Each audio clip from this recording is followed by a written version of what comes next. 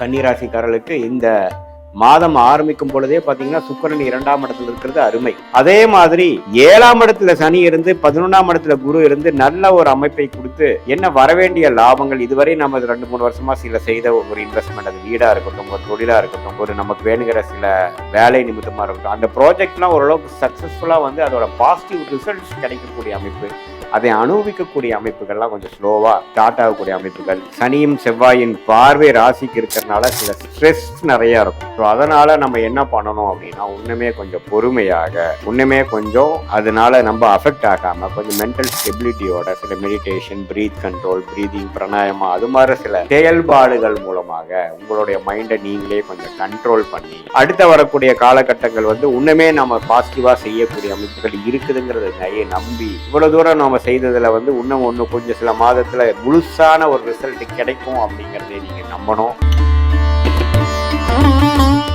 வணக்கம் bro pipe பக்தி channel நேயர்களே, நான் உங்கள் அன்பான சயின்டிபிக் வேதிக் அஸ்ட்ராலஜர் அஸ்ட்ரோ அரண்டி பேசுகிறேன். நல்லது நினைப்போம், நல்லதே நடக்கும். இந்த வீடியோவில் நம்ம என்ன பார்க்க போறோம்னா, கன்னி ராசிக்காரர்களுக்கு செப்டம்பர் 2026 மாதம் எத்தகைய ஒரு மாதமாக இருக்க போகுதுங்கிறது துல்லியமாக இந்த வீடியோவில் பார்க்க போறோம். பாருங்க, 2026 கன்னிராசிக்காரர்களுக்கு இந்த மாதம் ஆரம்பிக்கும் பொழுதே பார்த்தீங்கன்னா சுக்கிரன் 2ஆம் இடத்துல இருக்கிறது அருமை. மாதத்தின் 2வது 3வது நாட்களே பார்த்தீங்கன்னா சுக்கிரன் வந்து 2ஆம் இடத்துக்கு போய் பணம், தனம், வாக்கு வந்து வலுப்படுத்துறாரு. ஸோ பணம் விஷயத்துல, வாக்கு விஷயத்துல எல்லாமே கொஞ்சம் பாசிட்டிவா வரக்கூடிய அமைப்புகள், வர வேண்டிய பணம் வருவது, ஒரு பதவி உயர்வு கிடைக்கிறது, பணம் கொஞ்சம் பற்றாக்குறை குறைவது, வர வேண்டிய பல வருடமாக இல்லை வர வேண்டிய பணம் இல்லாமல் கொஞ்சம் வருவது, நமக்கு ஒரு ப்ரொமோஷன் ஆகிறது, இது மாதிரி பணம் கேஷ் ஃப்ளோ வந்து இம்ப்ரூவ் ஆகிற மாதிரி விஷயங்கள் கொடுக்குறார். வியாபாரம், தொழிலில் இருக்கிறவங்களுக்கு, வேலையில் இருக்கிறவங்களுக்கு. அதே மாதிரி படிக்கக்கூடிய மாணவர்களுக்கு பார்த்தீங்கன்னா புதனே ராசிக்குள்ளே வருவது மிகவும் அருமை. ஸோ நல்ல உத்வேகமாக படிக்கக்கூடியது. அடுத்தது என்ன பண்ணலாங்கிறதுல ஒரு நல்ல விஷன் கிளாரிட்டி. இது மாதிரி காம்படிட்டிவ் எக்ஸாம்ஸ், அது மாதிரி எக்ஸாம்ஸ்லாம் கிளியர் பண்ணக்கூடிய அமைப்புகள், கவர்மெண்ட் எக்ஸாம்ஸ் பாஸ் பண்ணக்கூடிய அமைப்புகள், அது மாதிரிலாம் ஸ்டூடெண்ட்ஸ் அண்ட் அவங்களுக்குலாம் கொடுக்குது.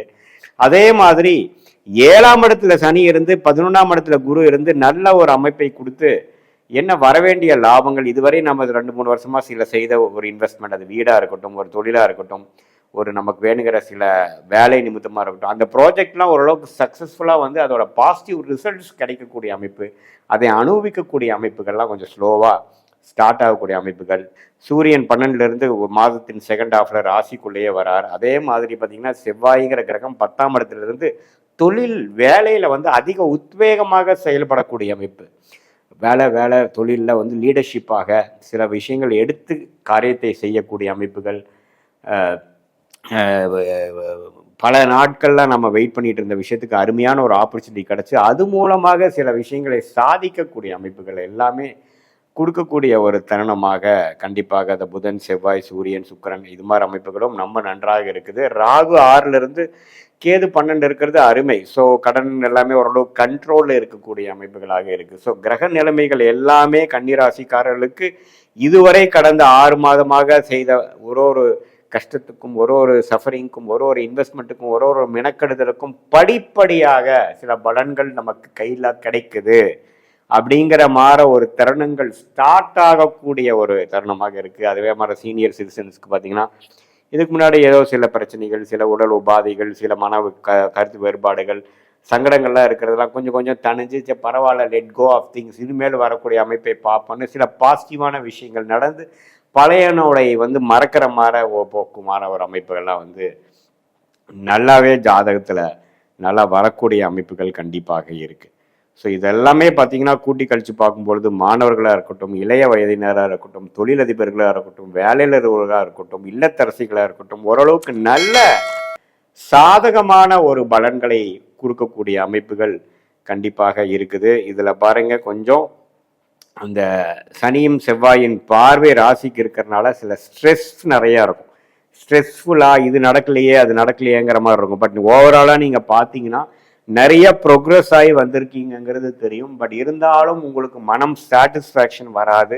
ஏன்னா இன்னுமே நம்ம செய்ய வேண்டியது, பண்ண வேண்டியது சில விஷயங்கள் கண்டிப்பாக இருக்க தான் செய்கிறது. ஸோ அதனால் நம்ம என்ன பண்ணணும் அப்படின்னா இன்னுமே கொஞ்சம் பொறுமையாக, இன்னுமே கொஞ்சம் அதனால நம்ம அஃபெக்ட் ஆகாமல் கொஞ்சம் மென்டல் ஸ்டெபிலிட்டியோட சில மெடிடேஷன், பிரீத் கண்ட்ரோல், பிரீதிங், பிராணாயாமம், அது மாதிரி சில செயல்பாடுகள் மூலமாக உங்களுடைய மைண்டை நீங்களே கொஞ்சம் கண்ட்ரோல் பண்ணி அடுத்த வரக்கூடிய காலகட்டங்கள் வந்து இன்னுமே நம்ம பாசிட்டிவாக செய்யக்கூடிய அமைப்புகள் இருக்குதுங்கிறத நம்பி இவ்வளோ தூரம் நம்ம செய்ததில் வந்து இன்னும் கொஞ்சம் சில மாதத்தில் முழுசான ஒரு ரிசல்ட் கிடைக்கும் அப்படிங்கிறதே நீங்கள் நம்பணும்.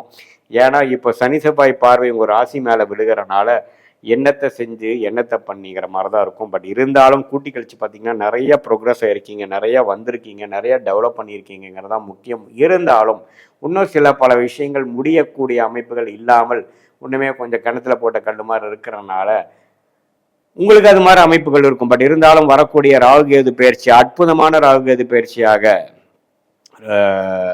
கன்னிராசிக்கு வரனால அதுக்கு வேணுங்கிறான சில ஃபவுண்டேஷனான சில காரியங்கள் எல்லாம் இந்த மாதத்தில் நடந்து அடுத்தடுத்து வரக்கூடிய மாதங்களில் இன்னுமே நீங்கள் வந்து பலன் அனுபவிக்கக்கூடிய மனசு சந்தோஷப்படக்கூடிய உற்சாகம் பெறக்கூடிய அமைப்புகள் கண்டிப்பாக இருக்குதுங்கிறது அதெல்லாம் அந்த தருணங்கள்லாம் காத்திருக்குது அப்படிங்கிறத நீங்கள் தெரிந்து கொள்ள வேண்டும். இது ஒரு பொதுவான ஒரு பலனை தவிர உங்களுடைய ஜென்ம ஜாதகத்தில் எது மாதிரி ஒரு தசாபுக்திகள் போய் கொண்டிருக்கிறது, உங்களுடைய ராசி உங்களுடைய என்ன ராசி நட்சத்திரத்தில் பிறந்தீங்க, நீங்கள் வந்து அஸ்த நட்சத்திரமா உத்திர நட்சத்திரமா சித்திரை நட்சத்திரமாகலாம் பார்த்து என்னதான் குரு 11ஆம் இடத்துல இருக்கிறது அந்த என்ன மாதிரி பூர்த்தி கொடுக்கும், குழந்தை விஷயத்தில் பூர்த்தி கொடுக்குமா, இடம் வீடில் போய் புகுந்து புது வீடில் போய் புகிறனால கொடுக்குமா, ஒரு வண்டி வாகனம் வாங்குறதுனால இருக்குமா, லாபம் சம்பாதிக்கிற மாதிரி இருக்குமா, என்ன ஒரு விஷயம் உங்களுக்கு காட்டுதுங்கிற கோச்சாரத்துலங்கிறத துல்லியமாக ஜாதகத்தில் பார்த்து அதோட தசா புக்தி அந்தரம் சூக்ஷமம் தசநாதன் எப்படி போயிட்டு இருக்கிறார், புக்திநாதன் எப்படி போயிட்டு இருக்கிறார், அந்தரநாதன் எப்படி போயிட்டு இருக்கார், சூக்ஷமநாதன் எப்படி போயிட்டு இருக்கிறார், ஸ்தானபலம் திக்பலம் திருக்பலம் நான் எடுத்து சயின்டிபிக் வேதிக் அஸ்ட்ராலஜி முறையில் உங்களுடைய ஜாதகத்தை பார்த்து இப்போ நம்ம பேசின கோச்சார் அமைப்பையும் சேர்த்து வைத்து பார்க்கும் பொழுது அடுத்த வரக்கூடிய ஷார்ட் டேர்ம் எப்படி இருக்கு, அடுத்த வரக்கூடிய லாங் டேர்ம் எப்படி இருக்கு, எது மாதிரி விஷயங்கள் எப்படி நடக்க போகக்கூடிய அமைப்புகளாக இருக்கிறது, எந்த தருணத்தில் எது பண்ணலாம், நம்மளோட யோகமான துறை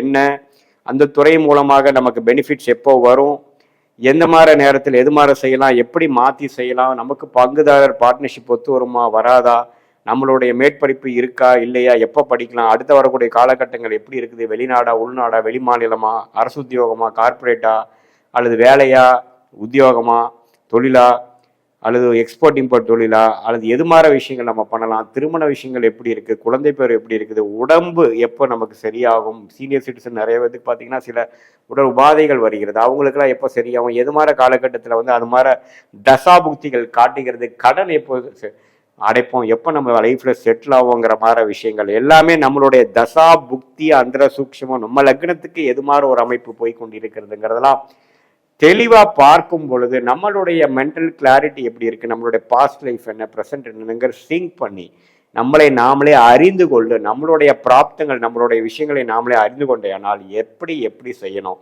எப்போ நம்ம அலட்டிக்கூடாது, எது மாதிரி விஷயங்கள் காத்திருக்கணும், எது மாதிரி விஷயங்கள் நமக்கு தகுந்ததாக இருக்கிறது, எது மாதிரி சாய்ஸ் நம்ம எடுக்கலாம், எது மாதிரி சாய்ஸ் நமக்கு சரியாக வராது அப்படிங்கிறதை தெரிந்து கொண்டு அதுக்கு தகுந்த மாதிரி நம்மளுடைய வாழ்க்கை திட்டங்களை தீட்டிக் கொண்டு அதுக்கு தகுந்த மாதிரி வாழ்க்கை நம்ம வாழும் பொழுது தேவையற்ற சமய விரயங்கள் தேவையற்ற பொருள் விரயங்கள் அதே சமயத்தில் எதிர்நீச்சல் போட்டு வாழ்க்கையில் நம்ம செய்யக்கூடாத விஷயங்களை செய்து அது மூலமாக பொருள் விரயங்கள் சமய விரயங்களை செய்து வாழ்க்கையில் வந்து நான் பல விஷயங்கள் வந்து ஒரு விஷயம் நான் வாழ்க்கையில் செய்யும் பொழுது அதுக்கு வேணுங்கிற விலையை கொடுக்க வேண்டியதாக இருக்குது.